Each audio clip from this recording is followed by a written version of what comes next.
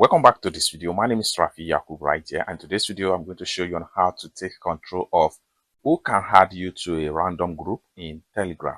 Sometimes when you open a Telegram, you just see you could just find yourself in unwanted group or a group who you don't know anything about. How you can block these people from adding you to unwanted group. So let's get started. So the very first thing you want to do is to open up your Telegram. Next thing you need to do is to click on these three dots from the top. So click on the three slider right here. Then the next thing you need to do is to go to settings. Let's take you right here. Next thing you need to do is to simply scroll down and go to privacy and security. The next thing you need to do is to simply scroll down, go to under invites right here, click on everyone.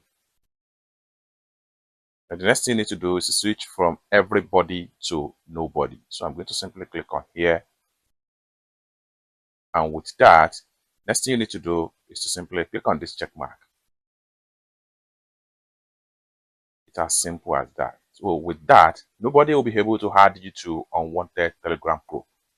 I hope you really got value for this video. If you find this video useful, give this video a big like, and also remember to subscribe to the channel for more useful tutorials like this. Thank you so much for watching, and I hope to see you in my next video. Bye for now.